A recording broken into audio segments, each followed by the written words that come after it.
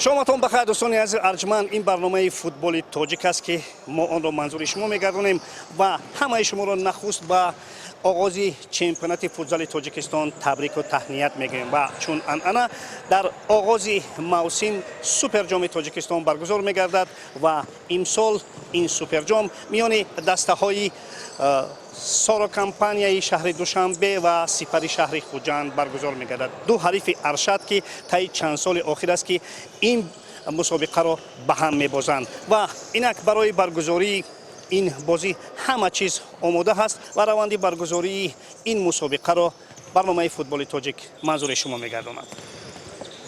پرا آماده هستیم برای برگزاری سوپر جام، برای برگزاری موسم. تشکر زیاد. البته امروز که آغاز موسم نو فوتبال است، از بازی سوپر جام میان دسته‌های سارا کمپانی شهر دوشنبه و سپر شهر خوجند بازی برگزار میگردد. طالار این ورزشی با همون طلباتایی که باید آماده باشد آماده است و ما باوری داریم که این بازی رو در یک سطح ضروری برگزار میکنیم و با هر دو دسته غالبیت و تمنا داریم. اصولا من میخواستم درباره دسته های شرکت کننده موسم امسال هم میگفتید که چند دسته است، چگونه برگزار میگردد؟ طبق معلوماتی به دست آورده امسال در لیگ فوتبال کسبی تاجیکستان 8 دسته شرکت می‌ورزند. دو دسته نو علاوه گرده است. این دسته روشنی کلوب و استرافشانی شهر استرافشان میباشد. خلاص همه تالارهایی که دسته ها دارند اون تالارها آماده هستند. البته تمام دسته هایی که در لیگ فوتبال کسبی تاجیکستان شرکت می‌ورزند همه تالارها آماده است و از جانب لیگ فوتبال کسبی تاجیکستان نیز با دسته ها کمک نیز رسانیده می شود. سلامت باشین، موفقیت مبارک باشد. یا بردیا. تشکر زیاد دارم. سارا و سپر با این بازی در حالت‌های مختلف اومدند. سارا اگرچه چند بازیگر خود را از دست داده است اما استخوان‌بندی دسته حفظ شده است و مهم از همه سرمربی دسته پیرو واحدوف که سال پار دسته را تا چمپیونی آورده بود در دسته سری کار است. نخست مبارک باشد آغاز موسم و آمادگی دسته چگونه است؟ تشکر کلام. آمادگی دسته قریب 10 روز آمادگی دیم با فکر خوب است. برای اصولا همین دسته سارا کمپانیا آمادگی موسم رو در کجا پشت سر میکند؟ در خارج کشور یا که در خود تاجیکستان؟ نه، در دوشنبه، در شهر دوشنبه، در خانه خودمون. هست این گونه شرایطی که با خارج را اینو شرایط تماس با فکر ضرورت نیست که آمادگی دسته را بیرون از کشور گذرونیم. خب دسته در کدام حالت است؟ نویگری ها چگونه هستند آید با دسته و بازیگران؟ دو بازیگری نو گرفتیم از دسته سیخو سمندر زوموف و از دسته رخش تاکسی دیشود سلاموف. بیشتر در سپالو بعد آخرین دسته با رخش تاکسی بود. دو لیگیانر شرطنامه بسته مهدی مصطفی و موسی محمدزاده این سال لیگیانر رو کمتر کردیم. بازی آمادگی دسته را بازی نشون میده. کی ها رفتن از دسته؟ از دسته روح‌الله سوری، علی میکائیلی، فریدون نعمتوف، کامران علیف 4 نفر. علت رفتنشون چی بود؟ شما نخواستید یا که آنها نخواستند؟ خیر است بازیگری گفت میشه که اگر دسته رو عوض کنه با فایده بازیگران میشه. هم با فریدون نعمتوف هم و کامران علیف دسته استقلال رفتن بهتر میشه. وقتی بازیشون هم زیادتر میشه.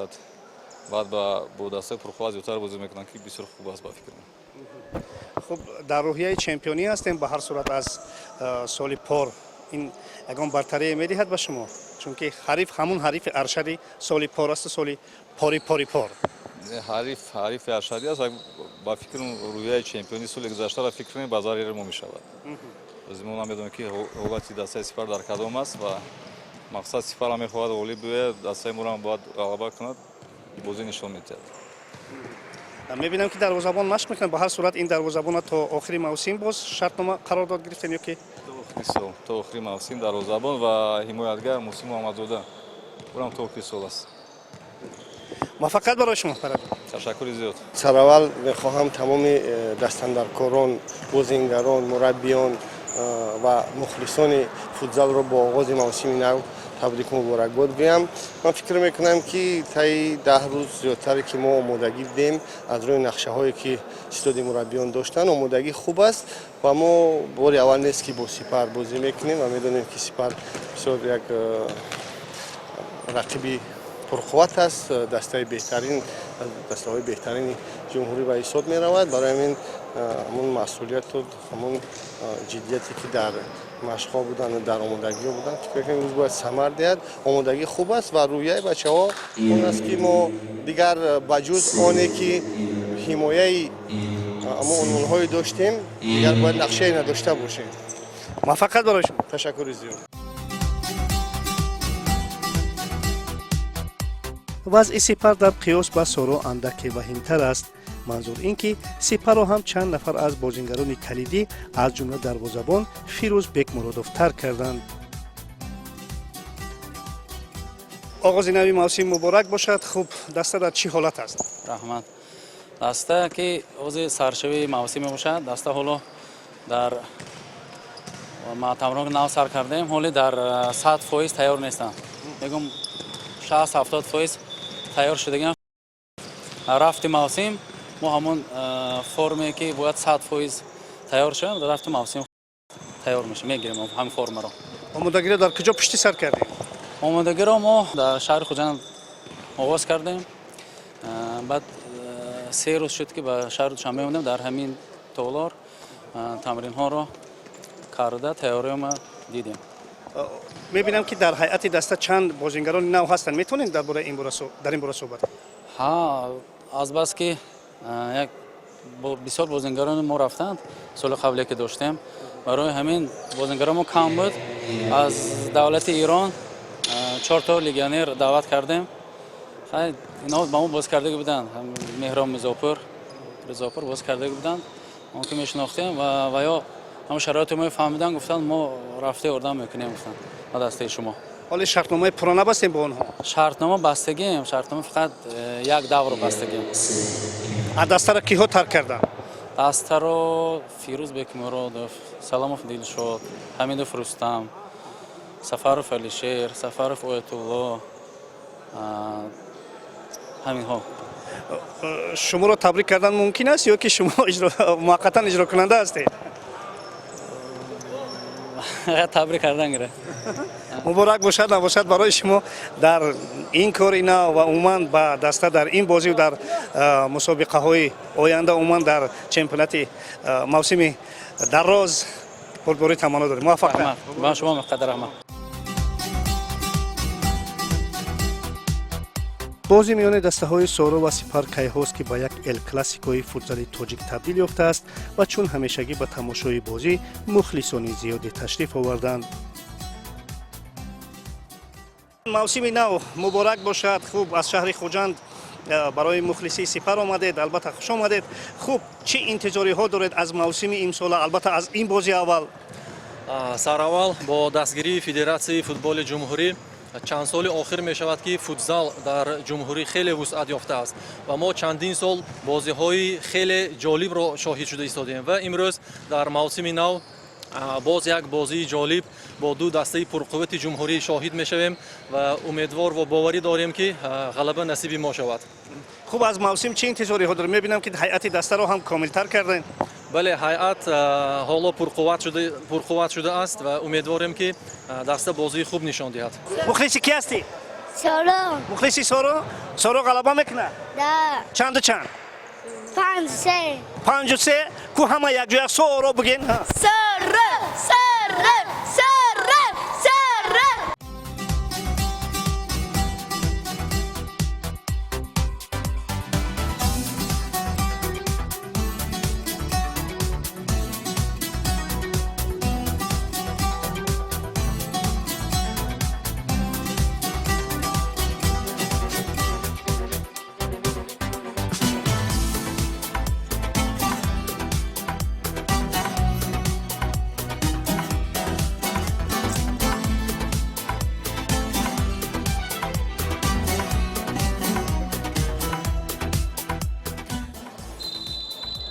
بازی شروع گشت و از دقیقه های اولی بازی روشن گشت که در میان بازیگران سپر هنوز یکدیگر نفهمی به چشم میخورد.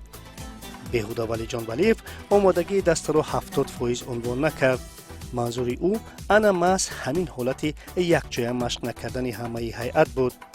سارا باشد در هجوم ها سالارتر به چشم میخورد.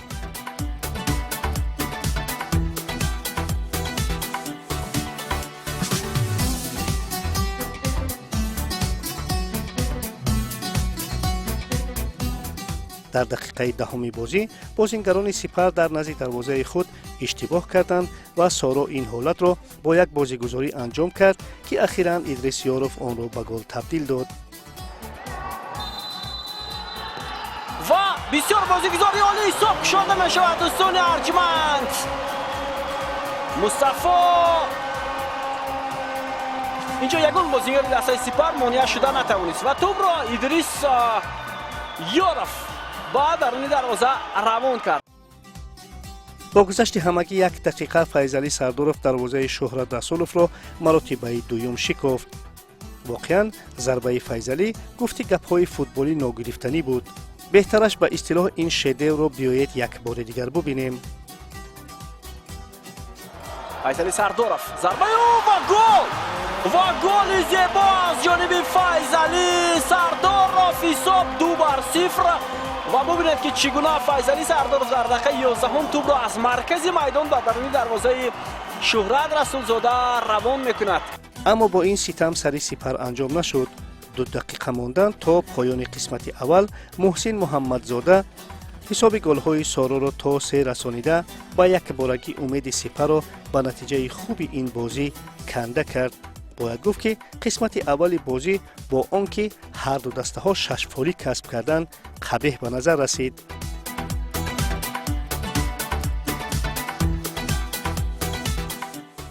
Нодир, как вам первый тайм? Ну, первый тайм, конечно, сложился неожиданно для меня. Конечно, обе команды показывают зрелищный футзал. Я думаю, болельщикам это нравится. В обоюдоострой игре проходит. Конечно же, тяжело команде Сипар из Худжанда, которая в составе имеет 4 легионера, которые прилетели недавно. И я думаю, что еще команда нехорошо подготовлена. Но еще есть время, 2 недели до начала чемпионата. Я думаю, что этот матч даст им пищу для размышлений. Вообще-то Сипар так слишком слаб или Соро так силен? Я бы не сказал, что разница сильно видна в игре. Оба показывают хороший футзал, но моменты свои хорошо реализует команда из столицы. Ну, давай обсудим этот момент, который с вратарем случился. Как вы считаете, это фол или нет? Я думаю, что у Расулзода Шухрата очень большой перерыв был в карьере из-за большой тяжелой травмы, которую в прошлом году, и он очень много пропустил. Где-то я думаю, что он потерял контроль над игрой. Эмоции влияют все равно на игру, психология. Ну, я думаю, что судья поступил верно. А второй случай, когда он сбил Файзалӣ Сардоров? Ну, конечно, сразу же давать красную карточку в таком моменте и ломать команде игру. И так ситуация складывается в пользу команды Соро. Я думаю, что где-то судьи, конечно, пожалели, но я думаю, что это правильно. Если бы сейчас он удалил бы вратаря, полностью матч бы перешел бы в руки Соро. И я думаю, здесь половина болельщиков могли бы уйти после первого же тайма. Я думаю, что во втором тайме команде Сипар нечего терять. Я думаю, что во втором тайме они приложат максимум усилий для того, чтобы сократить. Я думаю, что борьба еще не закончена. В футзале все бывает, и за 1 минуту могут забить 2-3 мяча. Видно, что у них сыгранности нету. Конечно, сыгранности абсолютно нет. Но техническое мастерство никуда не делось. Команда хорошо в данный момент передвигается на поле, но, конечно, недопонимание присутствует. Чтобы понимание присутствовало, им нужно минимум месяц, 2 месяца для того, чтобы они на тренировках сыграли, посмотрели на друг друга, познакомились. Я думаю, что даже они некоторые, даже не знакомы с друг другом, они первый раз могут здесь играть, я думаю. Как вам новый главный тренер Сипара? Валидион Алиев, я думаю, будущее таджикского тренерского цеха. Чем больше таких будет тренеров, тем больше будет развиваться футзал. Мы только рады, что у нас появляются специалисты такого уровня. Как вам гол Файзалӣ Сардорова? Файзалӣ, я в каждом интервью говорю то, что это лучший футболист Таджикистана на данный момент. И он, это, можно сказать, это не его уровень, он должен играть в Европе. Спасибо. Қисмати дуюмро тамошо мекунем. Саломат бошед. Ташаккур. дар қисмати дуюм Сипар талоши тағйири ҳисоб карду Соро моҳирона дифоъ ва дар пайдо гаштани имконот аксулҳуҷум. мухлисон дар ин қисмат шоҳиди 3 гол шуданд ки яке аз он ба Соро ва дуи дигар ба Сипар тааллуқ дошт. муҳсин муҳаммадзода партофти ҳамдастаи худро ончунон сахт ва моҳирона вориди дарвозаи Сипар кард ки мухлисон аз голи задаи Файзали Сардорро фаромӯш карданд.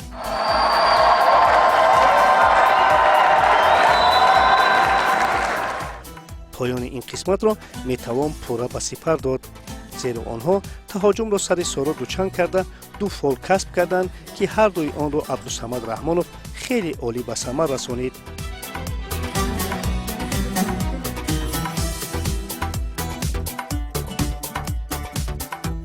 بیاید میبینیم ضربه چگونه اجرا میشود. ضربه اجرا میشود و گل. و یک بار دو ضربه دبل پنالتی با اشتراک این بازیگر که عموما در بازی موزه به میدان نمیاد، اما از ضربه ها بسیار خوب مهارت نشون میدهد. واقعا اگر سپر در 5 دقیقه قسمت اولی بازی حالتهای گلزنی خود را استفاده میکرد، شاید حساب عمومی و فایده آنها می بود. اصلا بچه های سپر بعد بازی نکردند و ویژه لگنیرهای دسته و معلوم است که بعد چند با برگزاری چند تمرین یک جایه سپر کاملا بازی دیگر نشان خواهد داد. البته برای این وقت لازم است، ولی امروز سارو باز غلبه کرد و مرتبه دوم صاحب سوپر جام تاجیکستان گردید. واقعا حمام ها خیلی خوب هنرنمایی کردند و توانستند با تفاوت 4 گل و تا لحظه های آخرین موفق شوند و 2 گل بازیگران دسته سپر تنها در دقایق اخیر وارد دروازه سارو کمپانی شد. بازی اول بود چی مشکل شده؟ بله، بعد استراحتایی که تیم ما بعد از آخر سال داشت خیلی مشکل بود بازی. ما حرکت کردیم ولی خواهیم روز بازی رو گوی دادیم. حرکت میکنیم که هنگامی در چمپیوناتی که سال جاری برگزار میشود در اونجا غالب براییم. شورا جان، من برگزاری همین بازی اکنون چی میدهد؟ یعنی چی را شما پای بردین؟ نقص و علتهای خود دریافتین؟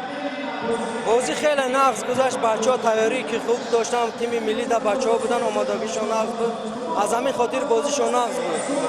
ما حرکت کردیم، گفتیم بازی. به هر صورت موفقیت برای شما در موسم، در روند موسم. امیدوار هستیم که کاملا بازی دیگر نشان میدید. موفقیت برای شما. علی جان چی شد؟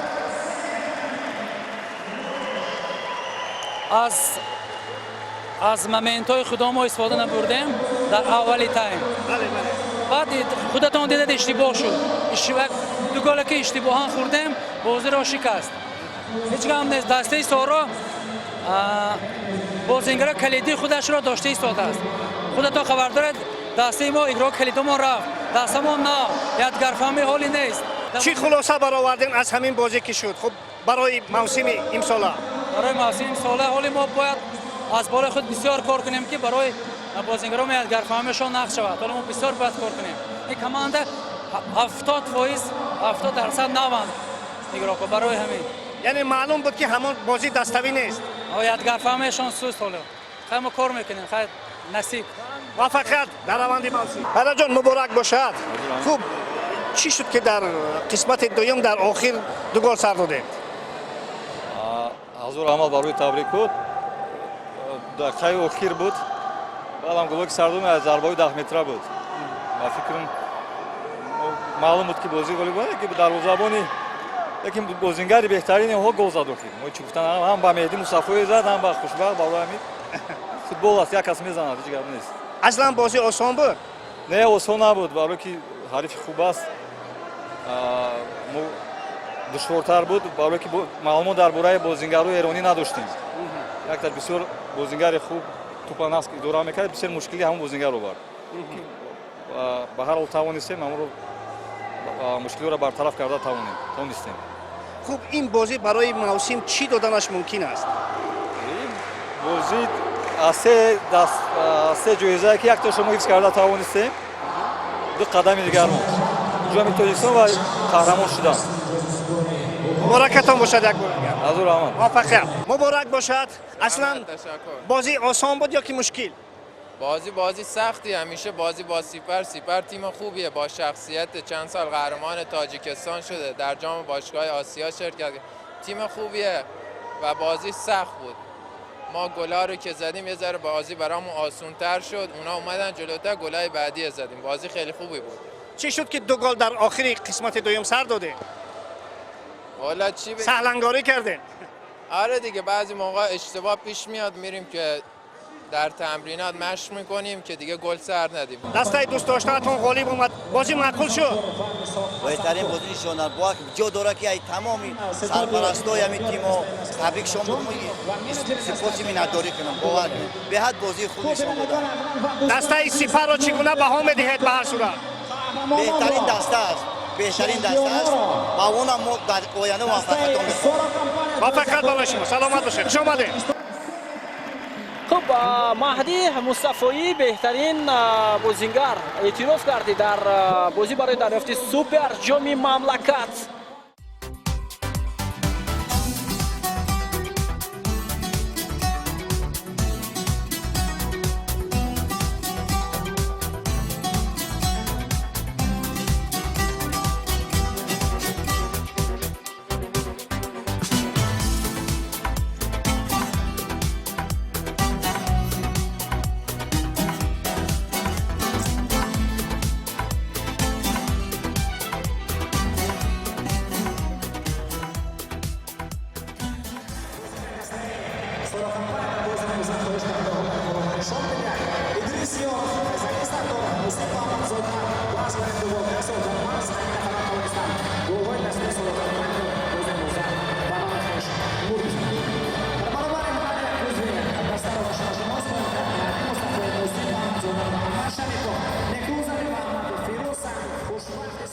تیاریمون برای سال 2022 جدی است که در پیش لیگ قهرمانان است. 1-2 بازیگر دیگه خارجی می‌بریم. این مخفی است از کجا؟ با بازی خوب، فوتبال خوب باید پیشروی شود. فوتبال تاجیک ما باید پیش رود و مخلصان ما که ما دستگیری میکنن میبیان اینجا وقتی حکومت خودشون صرف میکنن روی بلند میگیرن که ما میخواهیم که همه وقت هم که بیان دستگیری کنن و فوتبال تاجیک پیش برن. این عبوری ما و شما است. اندک حیف نیست که امسال باز لیگ چمپیون‌ها لغو شد و سارات در اونجا شرکت نمیکنه. در پیش جام تاجیکستان است، قهرمانی تاجیکستان است. کوشش میکنیم میدان نشون میدهد. بچه‌ها تیاری خوب داشتن، از این خوبتر بازی خوبتر و بهتر باید نشون دهند. موفقیت برای شما در روند موسم. یک بار دیگر مبارک باشه. سلامت باشید. رحمت.